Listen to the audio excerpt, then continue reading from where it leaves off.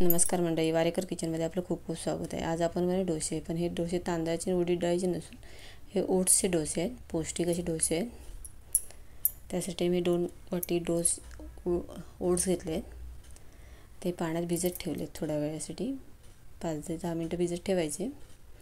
ते भिजत होईपर्यंत आपण एक साहित्य कापून घेऊया। कांदा एक कापला आहे, एक टोमॅटो आणि बीटचे तुकडे करून घ्यायचे, जेणेकरून मिक्सरला पटकन बारीक होतात।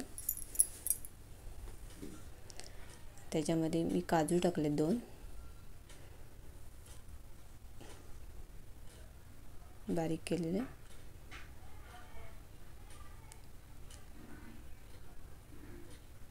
कढीपत्ता आणि जिरं। तुम्हाला याच्यामध्ये आणखीन काही टाकायचं असेल तर तुम्ही टाकू शकता।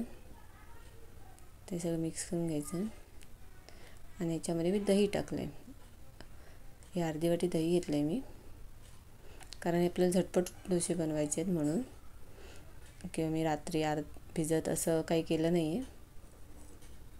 ते मिक्सरला बारीक वाटून घ्यायचं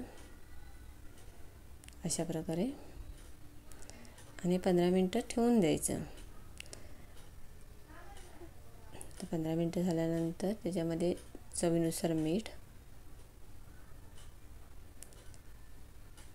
आपल्याला जेवढं पाहिजे ते, आणि तेल, हे बारीक 2 चमचे तेल घेतले।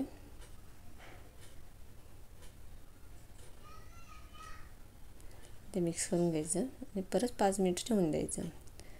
तर एका साईडला मी तवा तापत ठेवला आहे, तव्याला तेल लावून घ्यायचं पहिलं।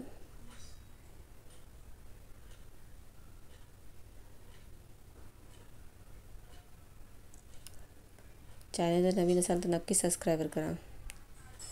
जसे आपण डोसेला करतो तसंच थोडं पीठ घेऊन ते पसरवून घ्यायचं।